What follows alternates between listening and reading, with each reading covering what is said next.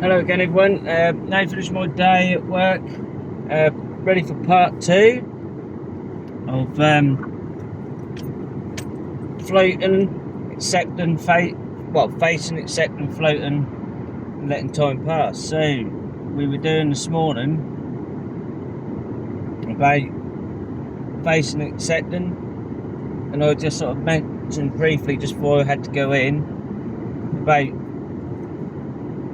how to actually go about dealing with anxiety disorders and things like that. And this is what it was all about. So those of you, hopefully if you've watched the first part of this video, yeah, hopefully if you've seen that, it's about basically learning how to face your fears. So that's the way forwards. Any kind of like anxiety disorders or anything like that. It's to try and face fears, things what frighten you, what scare you at the moment. And like I've said already, it's if you're scared of going to a superstore or a supermarket, or you're frightened of driving, you start small steps, baby steps, and then you gradually build up from there. So if you was in a car and you want to drive, I don't know, for argument's sake, 20 miles, but you've got a fear, like a driving fear, what you need to do is, like, you take baby steps. So you can be so scared before you get in that car, and for some people that are now impossible to get back in their car and drive again while they're heavily sensitised. But what you got to do, the first hurdle is actually just getting in that car. Even if you just get in the car, sit down, and even if you just drive somewhere just down the road, what you're familiar with, just to start with, it's just about getting in that car. Because you're showing that anxiety that it's got no control over you, like I said, we all suffer with anxiety. Sorry, I've got something on my tooth there. But we all suffer with anxiety to a degree.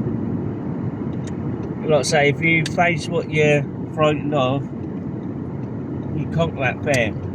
The more you expose yourself to things, the more that dampens the symptoms, because you're actually proving your thoughts wrong. Your thoughts are the things what are making you frightened of whatever it is you want to do. It's all, they call it anticipatory anxiety, and that's basically what it is, because you're thinking the worst case scenario before you get in that car, and you're probably thinking, what if if my car breaks down, if I get up the road and I get stuck and everything else, and and you come out all worst case scenarios, bad solutions. But the more you get in that car and then drive somewhere and then these things aren't happening, you've then proved that anticipatory anxiety that it's safe. I was safe driving that road, my car didn't break down, it didn't do this, blah blah blah blah. And also, when you're doing it, you're going to be terrified, you're going to get your bad feelings, you're going to be terrified of, and also there's another reason, like you could be frightened of actually driving because of the feelings you get associated with that driving, what brings them feelings on. Because you might be so terrified the last time you had anxiety and that, and you'll just think back to, like, oh god, last time I drove here and I had a panic attack, blah blah blah, I hated all those feelings, that was a shock to me, I'd never like that before, and then you're not going to want to drive because you'd be scared of feeling like that again. So it's not actually the driving sometimes people might be scared of doing, it's actually the sensations they get associated with the driving, or going in a supermarket, or going on holiday on an aeroplane or anything like that. So that's what that's all about. But to conquer it, you have to face it. And and acceptance now. We'll talk about it properly. So I'm just talking in full detail of like the first parts, facing and accepting. And accepting is like just accepting what come at you. The anxiety is going to be there no matter what.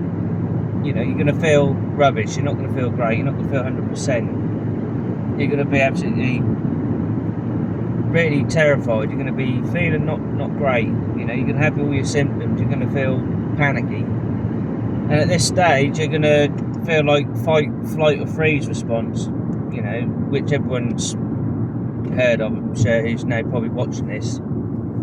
You might have seen things about it already.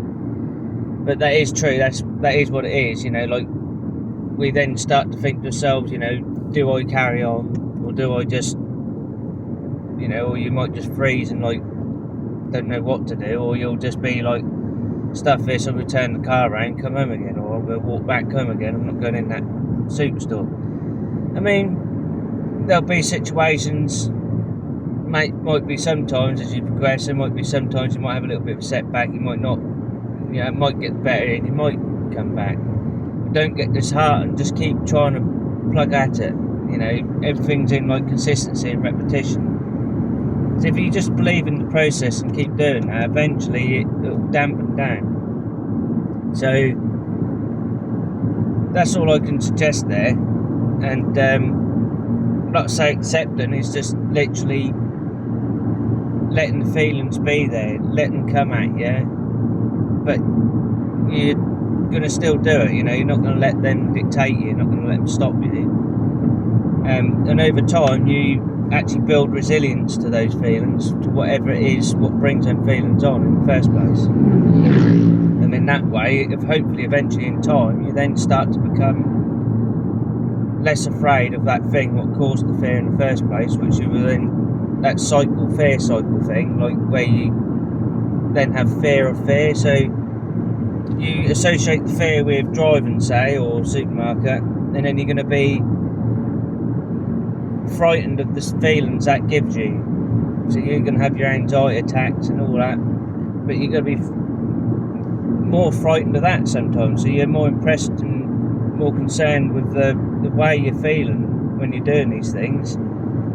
And you know that's linked to that, so that's why you don't want to do it, because of the way it made you feel last time. So that's fear of fear. They call it like fear of fear, which actually keeps you in that cycle of anxiety. And these aren't just the only sort of things what can cause it. You know, it could just be everyday sort of life sort of stuff. I mean, like some people could be like that at work, and things like that. You know, and worry about bills, or you know, just general everyday life things, you know, and then they can get quite bad over certain things. Everyone's different, and unfortunately, the way forward is only to actually face what it is, to dampen that down eventually, and then in time it should work. And also, once you've done acceptance of the symptoms, you want to be, they call it floating through the fear. So that's basically what I practically just now said. When you're going about this task and you're feeling, you know, not very good, and you know, you're getting this heart racing up, you know, and you're starting to panic, oh god, these fears come back, blah, oh shit, I'm starting to sweat, you know, and things like that. So I mean, you're gonna be like that, but you know, you just learn to float through that. You float through that fear. They call it floating. So just, despite the feelings being there, just do the thing you want to do, no matter what. You know, just do them. You know, just do whatever it is you need to do with the feelings present. The only thing what holds you back when you're trying to do this, she says it in the books. I mean, I'm on a support group, and she says the same, Lisa does, and that is true. If you're sitting there and you're trying to fight the feelings and sensations because you don't like them, you're just going to make it worse. You know, you're going to make it 10 times worse. If you resist, the more you resist and try and fight against it, the more you're going to work yourself up, the more that mind's going to play on you, you know, tricks on you and try and tell you like that you can't do something or whatever, and make you feel a bit like you're just gonna walk out of the store or not drive the car and that. So you gotta try not to fight it. Just let it be there. Accept that that's part of the process, and then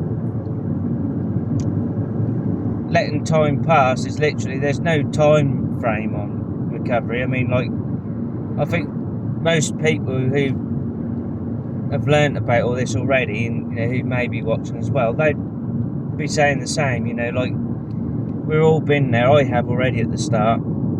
I just want to be better straight away. I want to be back how I was, laughing, joking how I was, and everything else. But unfortunately, it don't work like that. Like, healing's not linear. You're not going to, like, just be like, oh, I'll give myself a timeline. Hopefully in about a year's time, I'm going to be fine. Some people are lucky, they can get like that in a few months doing this thing with Claire Weekes. But some people, it could take a year or 2 or 3 years. It takes as long as it takes. You got to not put a timeline on it.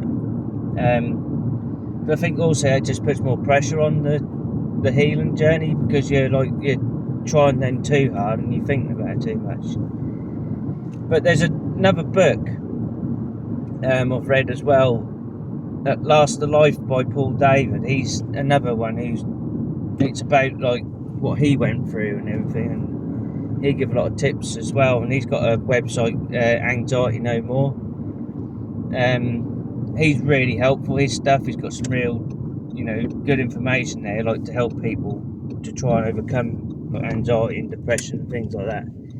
So I'd recommend giving that a look as well, if those of you who never heard of him. So it's At Last Life by Paul David. He's got another book as well, At Last Life and Beyond.